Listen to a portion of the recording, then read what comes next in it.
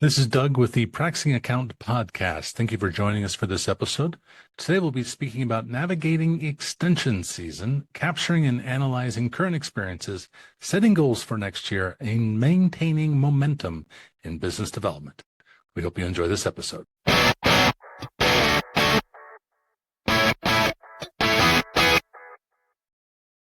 Back to school night. So I get to go. You have to go in tonight? I have to go in tonight. I have to go into school.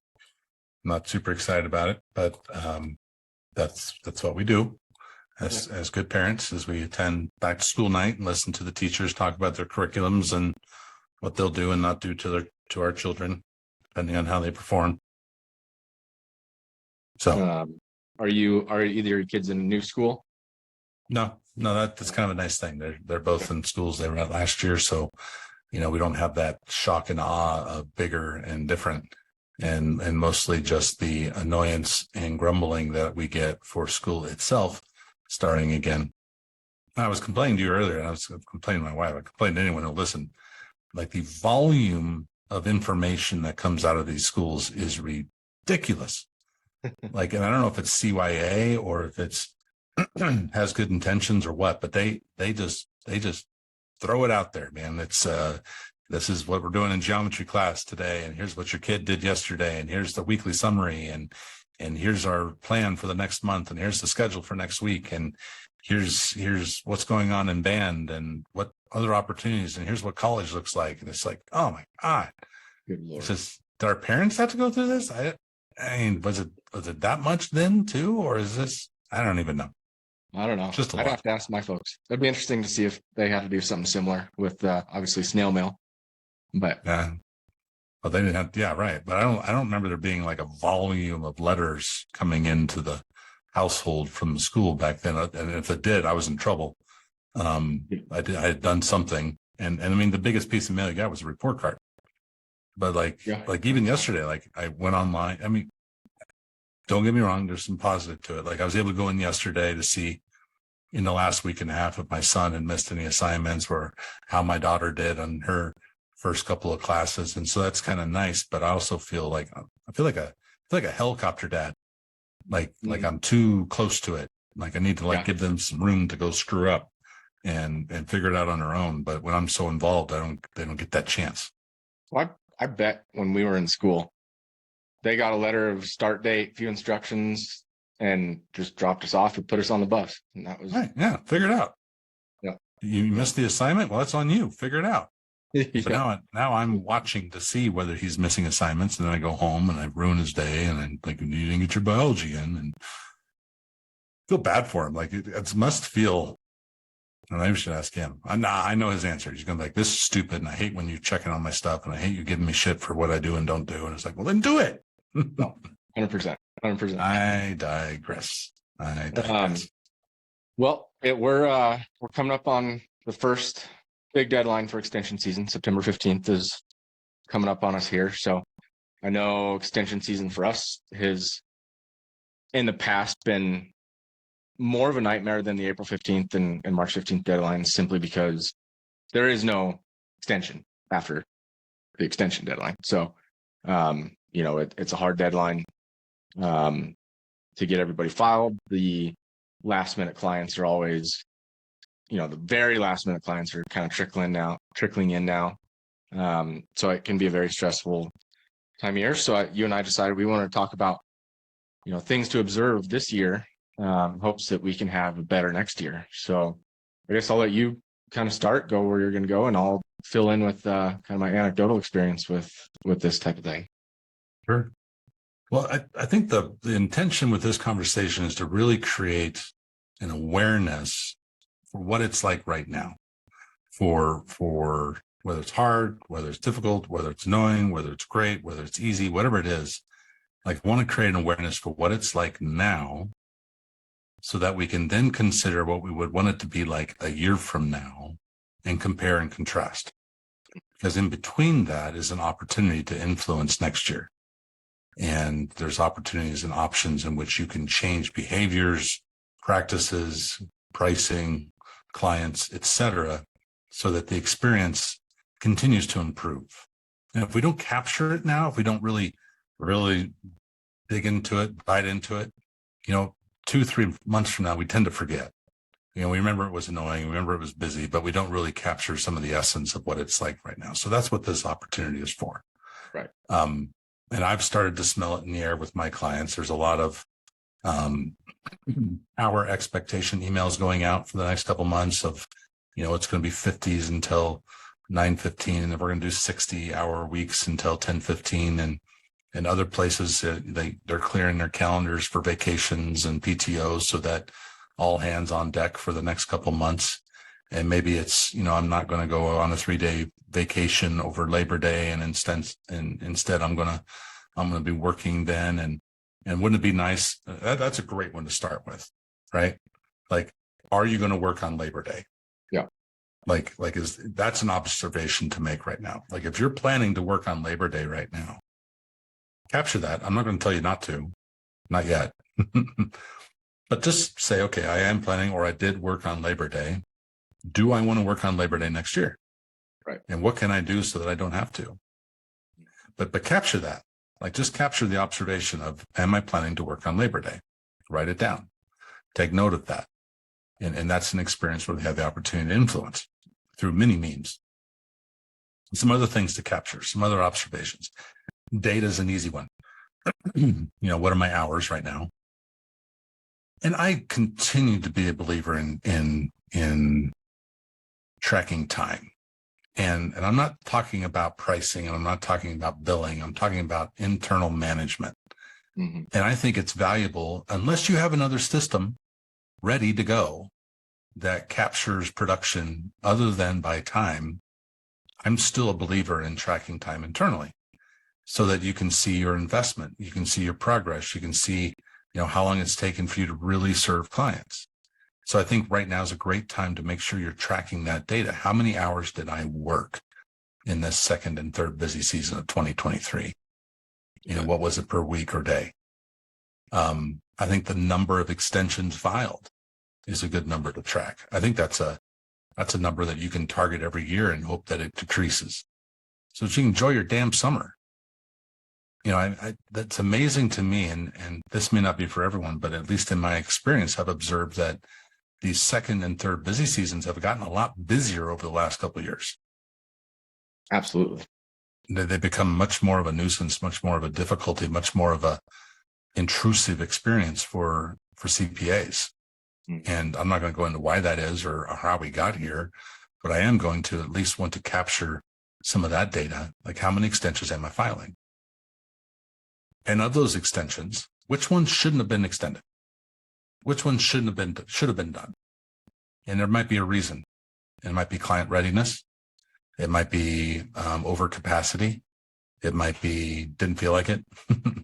Yep. Whatever the reason is, I think it's worthy to capture the data of how many and why. Yep. Because it creates an opportunity for improvement. I think capacity and whatever way you want to measure it, meaning you can do it by hours. Like, I worked 30 and I could have done 40. You can do it by revenue. I did 50 and I could have done 60. If you want to do it based on number of returns, I did 12 and I could have done 30. But I think it's good to capture the capacity number, at least part of that equation, so that we can reflect on that for the future as well. Right. I'm just going to kind of keep going down a list of things to observe. Client service, like, how well are you serving right now? How happy are your clients with you right now? Are they annoyed by you? Are they happy with you? Are they upset that they've been extended? Are they stoked because that's what they wanted and needed? Are they hearing from you? Do they even know that they got extended? I think that's something to capture. Client readiness. This is the big one.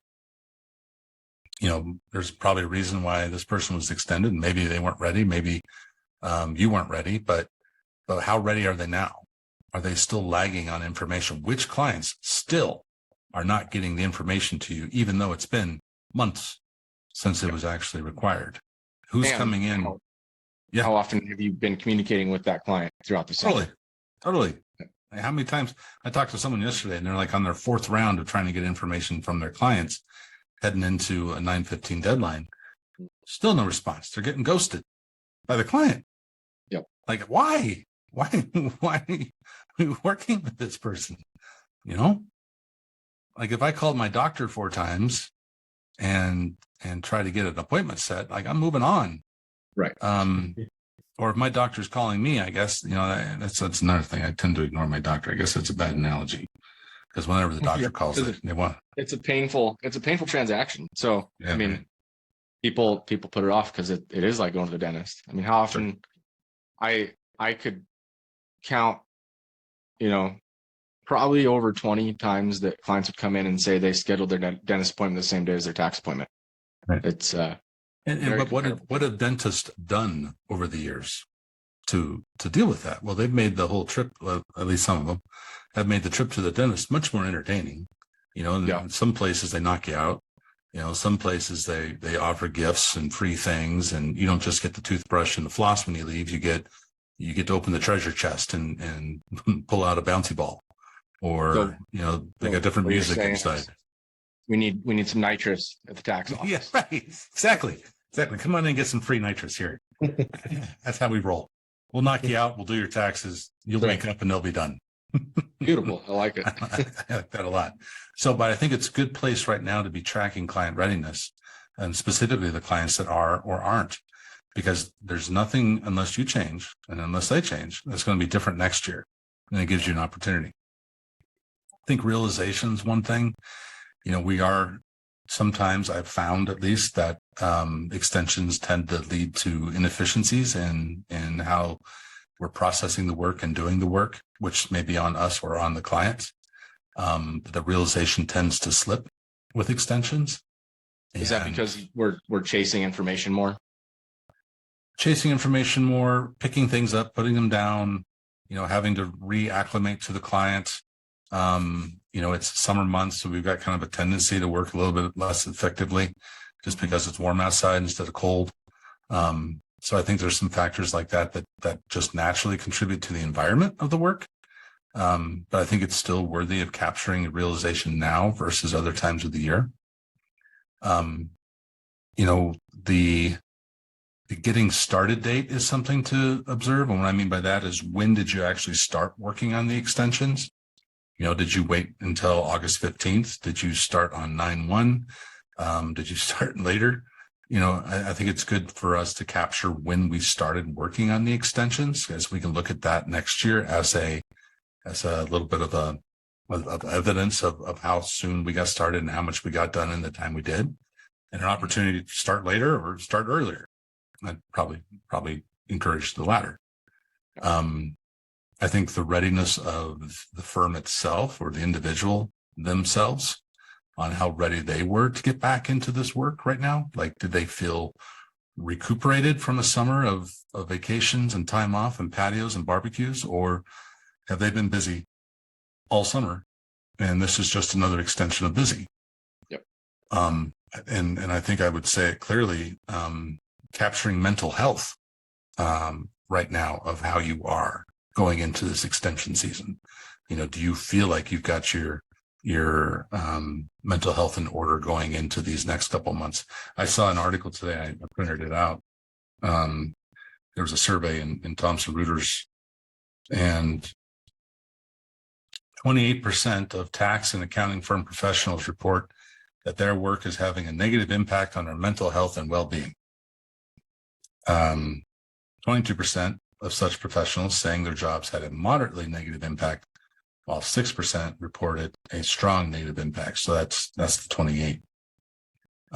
Lawyers are worse. I thought that was interesting to note. So we're not as bad as maybe some think we are.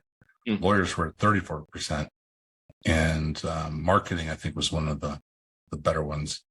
What's really interesting, when you restrict that sample from Thomson to only those who work at Big Four firms, 70% said work pressures are harming their mental health. God. 70%. Wow. How crazy is that? And yet here we are. Well, that's wild. Back to your point about time, it's probably a major factor with totally with their unhappiness, but still a third of culture too. Yeah. culture and time. And I think another thing to take notice of and observe right now is how much time you're spending working on your business. Apologies for interrupting this episode of the Practicing Accountant podcast, but wanted to remind our viewers about our membership. Please learn more about us at www.thepracticingaccountant.com. You can learn about our membership and our training and all the benefits that come with being a member of the Practicing Accountant. Now back to this episode. I have a feeling, at least, in my client base, that pretty much anything that doesn't revolve billable work is being put in the back burner right now. Mm-hmm. It's time to put our heads down, our noses to the grind. Let's get through these extensions. No meetings. I'm skipping training. We're not doing retreats right now. We're not networking right now. We're not selling right now. We are just focused. Right. I think it's something to observe. Like, are you spending time, working on your business right now, or is it purely that? Is it purely just billable? And then take that forward. How much time are you spending right now getting ready for what you're going to do post 10/15 as you approach a new year? Like, do you know today what you're going to do after this last deadline, the third deadline? Do you I would have say plans? it's okay. Sorry to interrupt you. No. I would say it's okay to be totally task oriented, billable hours right now. That's fine. But set aside, a few minutes a day to write down things that you'll probably forget in a month. The issues Absolutely. that you dealt with today, shitty clients. I keep a journal at my desk that, as I'm moving through stuff and I'm in work and I'm working with a client, even, like, I'll open this up and write down whatever's in my head that I think I should give attention to later. And later might be months from now, but capturing that, I think it's good just to observe whether you're intentional about that. You bet. I always looked at business development as a dial, and I'm using business development for a reason. And sometimes it's up to like a 10, meaning you're doing a bunch of meetings a week, you're doing a bunch of networking events, you're doing a lot of coffees, a lot of lunches. You've really got dialed up. And then sometimes, most likely in deadline season, it goes down to like a 0. And because you don't have time for it, you're just doing nothing but billing, and that's all you can do. I don't think that should ever be 0. I don't think the business development dial should ever be at a 0. It can be at a 1, it can be at a 2 and a 3, but it should never be 0. There should always still be some momentum furthering you along your path towards getting the next client, finding the next prospect. The same thing goes with working on the business. It should never be a 0. You should never take your eye off where your business is going, what it's experiencing, what it's doing. It's got to be always above a 0. Right. And there'll be times like June, July, where you have the opportunity to go up to a higher level. And then along comes September and October, at least half of it. And a lot of organizations I see or individuals I see set that as a 0. Mm-hmm. What that does is it's like Jim Collins uses the example of the flywheel, right? Like, it takes a lot of energy to get it going, but once it starts getting it going, it takes a lot less energy to keep it going. Yeah. And the same thing goes with working on your business or business development. It takes a lot to get it going, but once it's going, it can continue to run smoothly with less energy. And so if we stop that flywheel on working on the business or selling or whatever it is, it's just going to be that much harder to get it going again. Absolutely. So always keep some momentum behind our intentions. Absolutely. Well, I just have a list of things that I usually watch out for this time of year. It seems like very similar things come to a head this time of year as, the April 15th deadline. Sometimes they're a little bit more pronounced right now because of the hard deadline. You can't just follow that extension if client's not getting their information in on time. So, always write down the bottlenecks. There's always going to be a bottleneck, and it's playing whack-a-mole with it a little bit, but document that.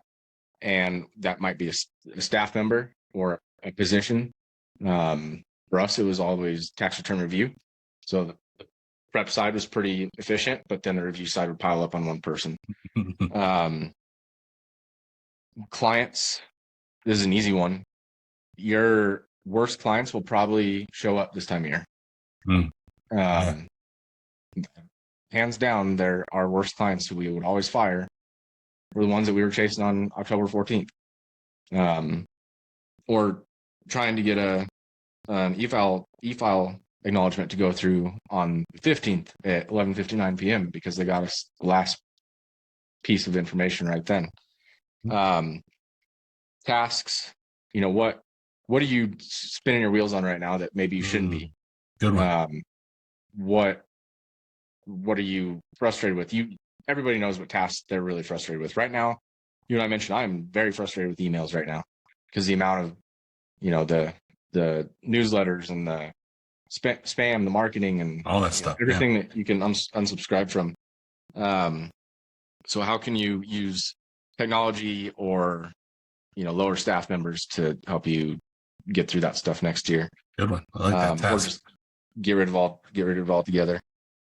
Services. What services are really a pain in the ass for you? Is it are you trying to finish out some bookkeeping that really should have been done 9 months ago, but are you trying to finish out some bookkeeping to file these tax returns? Maybe you should have a bookkeeping firm do that for you so that it's tax ready in January and not in September. Some one-off. I always mention one-off returns that somehow we all think we can do, the 990s and the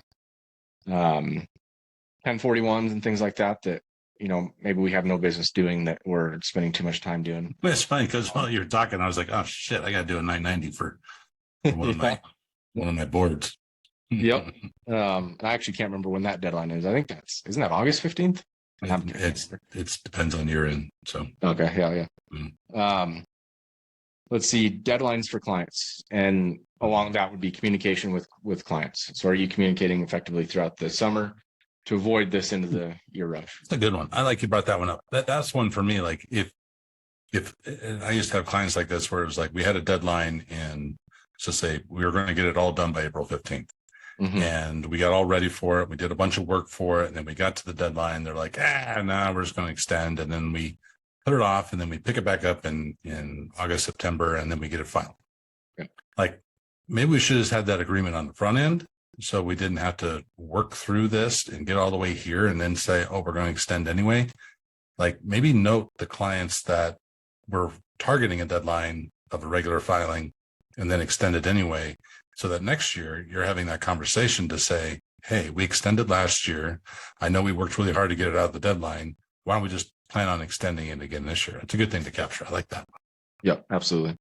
So anyway, that's my list. Those are the things that I always take note of this time of year. I usually, just like you, have my little notebook, and I keep a list of things that piss me off. Just one word, one client's name, and I'll hopefully remember what I was talking about on October 16th. But as soon as the deadline season is over, and you've talked about this before, you can't really take a break. You have to jump right into that because you'll forget, and you'll forget the pain, and then you'll be stuck on the hamster wheel one more year. That's right. But I like the fact that you pointed out where, we've been talking about taking note of, and we've been talking about observations, like where do these things go? Well, open up an email and just start making a list and keep that email open, or send it to yourself and resend it to yourself when you add new stuff to it, but just capture it somewhere. Right. Because that list, what it becomes is really your marching orders for the next, call it 12 months. Of how you're going to influence next year's experience so it's different from this one. There's a real simple coaching model that I use called GROW, and it's an acronym. The G is goal, the R is reality, the O is options, and the W is the will and the way. So the goal usually is better, like a better experience, better clients, better prices, better revenue, better whatever. The goal is usually better. The reality is what we're really focused on right now. It's like, let's capture the reality, what this experience is like, so that we can use it to move forward. The options or the opportunities you have are the difference or the gap between reality and the goal. And it's the ways in which you can get better. You can start earlier. You can have clients more ready. You can build in more capacity. You can get rid of clients. You can increase your prices. You can whatever. there's lots of ways to create paths towards the goal. And the W, the will or the way, is really just whether you have the intention and the effort to do this. And that's what happens really post 1015 is the will. We're capturing reality now. Goals are going to differentiate between whose preferences and who's got the dream. The options usually are self-explanatory. And I say that because we get sometimes stuck in doing tactical work, and we should be more focused on visionary work, which means know what it is rather than how you're going to get it. Yeah. Because what is most important, how just tends to come easy. Anyway, that's my diatribe on that. But when we're capturing reality, do it in an email or in a notebook or a journal or whatever it might be, because it will become the opportunities that you have to create for a better experience next year. I wanted to throw something in just the tail end here. I know a lot of folks, maybe they're listening not, right now are suffering with staffing resource availability. And I want to throw out 10 or 11 things to do on staffing that I thought might help anyone listening. And I know they've probably gone some routes, but don't go one route, go all the routes to find resources today. It's not about one place where you can find your resources. You've got to be deeper than that. You have to go to multiple sources all at once to find the resources because they're that scarce. But some ideas, outsourcing either on these shores or other shores, finding gig options, meaning individuals that are out there just looking for gig work. And you can find them on like Upwork and places like that. Do networking, talk to other CPA firms, find out if anyone else has got capacity and could help.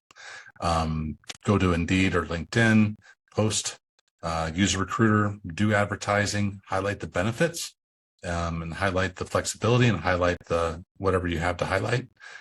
Go to state CPA forums. Usually there's forums on there where people are talking, and usually there's people on those forums who have capacity. Obviously they're on the forum, right? I mean, who has time to go on those damn forums, but they are. Poach, it sounds vicious, but it's available, is to solicit folks that are in other places.